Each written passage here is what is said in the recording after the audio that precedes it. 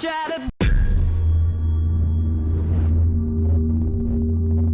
Ladies, gentlemen, and all you lovely stone-faced Granoks, welcome. As always, I am Cosmic, and today I'm going to be reviewing Wildstar, developed by Carbine Studios and published by NCSoft.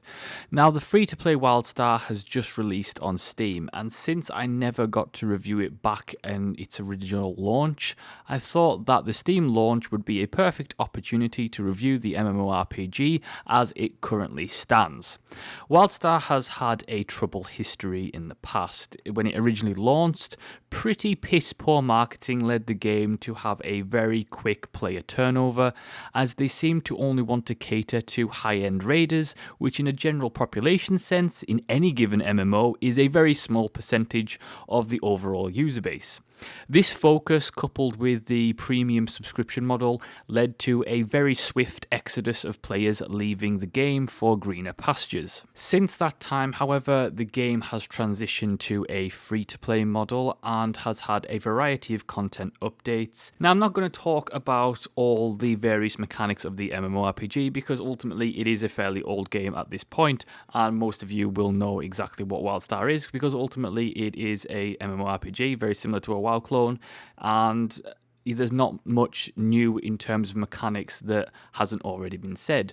What I really want to focus on in this review is the current state of the game. So let's talk about its updates, let's talk about its free-to-play model, and let's talk about how it has transitioned over the years. So let's start with the big one. Let's start with the biggest transition that Wildstar has had since its conception, which is of course the transition from a premium model to a free-to-play model. And it's a very dodgy kind of walking on thin ice transition, and many games get this so wrong, oh so wrong, i.e., Star Wars The Old Republic got this so wrong with such a restrictive free-to-play model that was frustrating, it was exploitative, and it was just problematic. I mean, remember when Star Wars The Old Republic locked out hotbars for free players? That was just ridiculous. That kind of thing can ruin your game. Wildstar's free-to-play model, I have to say, and all hats off to Carbine Studios, their free-to-play model is fantastic. It just is how free-to-play should be done, and that essentially means that the entire game is free. If you are a free player, you have access to every piece of content in that game, including raids, dungeons, housing, quests, regions, all that. Anything that a premium player can play, you can play. And it's just that simple. There's no ins and outs of it. Premium players who have, signature accounts, which is essentially subscriptions, they get bonuses, but it's nothing taken away from the free-to-play players. And that is just perfect. There's in-game optional, purchases that often are cosmetic in some form or boosts in that way, and nothing wrong with that at all. I really have to say that I really enjoyed and really fond of the model that Wildstar has put in place for their free-to-play model. I have to say it is one of the few free-to-play models for MMOs that I would actually recommend, because it's just so open, it is so unrestrictive compared to its competitors, and there's very little to complain about when it comes to the implementation of that model. One of the biggest problems at launch was the piss poor marketing, and ultimately that transitioned into things like the intro cutscenes and into the overall tone of the game. And it was a case of, if you didn't do high-end raids, then you were basically a wuss, and who wants to play with a wuss, because we're all badasses, even though we're in the minority. That has changed, and the shift, they've completely shifted the focus of the game. The intro cutscene is more about the narrative now. It's about the story. It's about the lore of the universe. It's about Nexus. It's about the backstory. And this shift in its focus overall from the changes in the intro cutscenes and all that has made the game more enjoyable. It's made the game more accessible. It's made the game ultimately more inclusive, which is pretty damn important when you're considering you're making an MMORPG. You need to be pretty damn inclusive in that regard. And that shift is a nice shift. That now I can play the game and I'm interested in the story of the world. I'm interested in, exploring and doing all the different things and interacting with people, instead of having Carbine's marketing PR department tell me I'm a wuss for not wanting to do high-end raids. Another major difference is the new player experience, and this has been completely overhauled since launch, and I have to say I was really impressed by the new user experience. There's a nice tutorial now. It kind of eases you into the game, because before you kind of got thrown into the deep end of a very vibrant world, which was kind of sensory overload at some points, and there was so much going on and so much information, and the tutorial didn't really, at the time, didn't give you enough information, or it wasn't clear enough, and it was very obscure, and you could miss things really easily.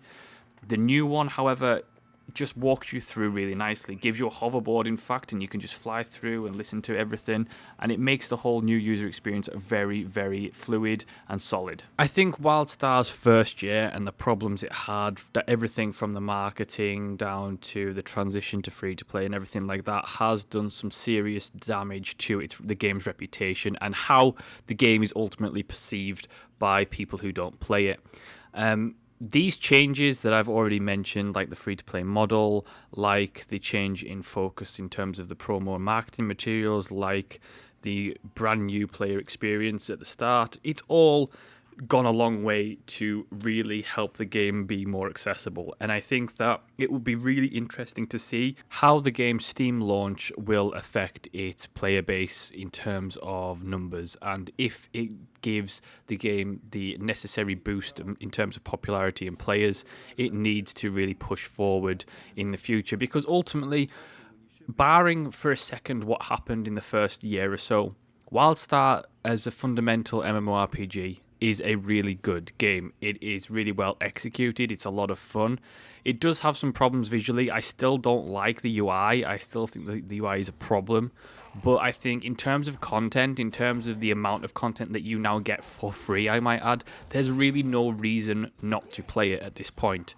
I mean, I can understand if the game was still under a subscription model, why people would say, well, you know what, it's not really worth me playing.